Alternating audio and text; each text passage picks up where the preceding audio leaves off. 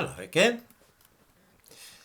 I'm sure that many viewers will have seen the suggestion being made when the subject of immigration comes up that England is actually nothing more than a nation of immigrants and that it's a good job that our ancestors didn't object to immigration. Otherwise, the country which we know now would never have come into being. A very neat bit of sleight of hand is being played when this argument is advanced. What we're being asked to believe is that immigration has been a pretty continuous process for over 1,000 years, and that it is this which has fashioned our country. This is, of course, why the phrase "diversity built Britain" was used on a 50p piece a few years ago. It explicitly referred to this idea that the country had always been formed of different communities which came from all over the world. It's an enticing and, to be sure, comforting thought. Perhaps we don't need to worry about immigration after all. Maybe it's always been this way, with waves of immigrants arriving and then just melting into the country. Perhaps that really is how Britain was built. Let's look at the last 1,000 years or so and see how this idea stands up. In the description to this video, I give a reference to the book from which the figures I'm using here are taken. It's Trevelyan's History of England, but any decent history book, modern history of Britain, will confirm what I'm saying. 1,000 years ago, there was an Anglo-Saxon country in England, a kingdom. The people were from Germany and southern Scandinavia and parts of Holland. They made up the population of this country, along with the Celts, who had been here before the Romans and had their origins in what is now Belgium and France. Then too, there were the descendants of the Vikings, who came from Scandinavia. In other words, 1,000 years ago, this country was 100% Western European. In 1066, the Normans arrived and took over the running of England. These were the descendants of Scandinavian Vikings who had settled in France, the Northmen, corrupted to Normans. Still Western European, you see. They were only a tiny elite. No more than 2% of the population in the years following the Norman invasion were actually Norman. They amounted, therefore, to about 1 in 50 of the population. So the general population remained ethnically Anglo-Saxon. Small numbers of foreign sailors, gypsies and so on entered the country over the next 500 or 600 years. There were certainly a handful of Africans, including of course that wretched John Blank, the famous trumpeter, and a few Indians, or the odd Chinese person and so on. But these only amounted to a few hundred here and there.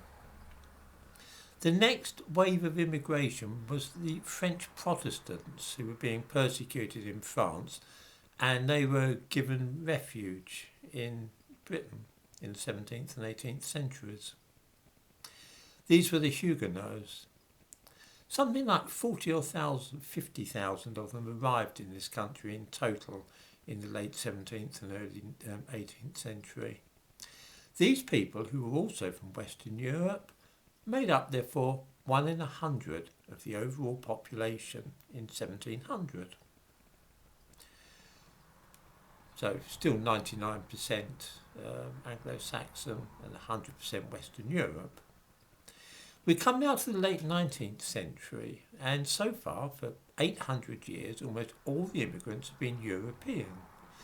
There were a few thousand Lascars, who are sailors from South India, mainly Siletis from what is now Bangladesh, during the 19th century, but these people were mainly confined to docklands, and it was a changing population. They didn't live as a permanent community. There were also very few black people. This book, about which I made a video a while ago, by Augustus Merriman Labour, was written by a black African who was living in London in the Edwardian period. This book was written in 1909, and he says that there were only about 100 black people living in London in 1909. So a very small number. He's got no reason to lie. He was a black African himself. He described London. He lived there for years. He says only 100 black people were living in London at that time. In the late 19th and early 20th centuries, there was an influx of Russian Jews, something like 220,000 of them. These were also Europeans, of course, but from Eastern Europe. There were about 40 million people in Britain in the Edwardian era, and so this influx of 220,000 amounted to around 1 in 188 of the population. So it was that up to the Second World War, almost all the immigration to Britain was from Europe, and it did not amount to more than 1 in 50 to 1 in 188 of the existing population. In other words, a tiny percentage.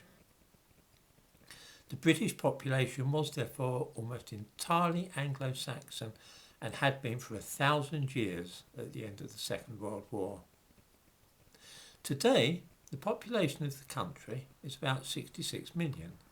According to the Office of National Statistics, 9.5 million people in Britain were born abroad. That means that 1 person in 6 in this country is now a foreigner. Anybody see the difference there between that figure and the one I gave for the last 1,000 years or so? That is to say, 1 in 6 foreigners today, and say 1 in 188 when the Russian Jews came here in Edwardian Britain, or perhaps 1 in 100 for the Huguenots. That's a difference. It's the scale of the thing. It's also the fact that previously to this, all the immigrants to Britain had been from Europe. Now they come from Asia, America, and all over the world, India, Pakistan, Africa. And there's an awful lot of them. It's on an absolutely unprecedented scale. For thousands of years, this country was entirely white and European, and for 1,000 years or more it was an Anglo-Saxon nation. This is no longer the situation, and to claim that we have always been a nation of immigrants is therefore completely false.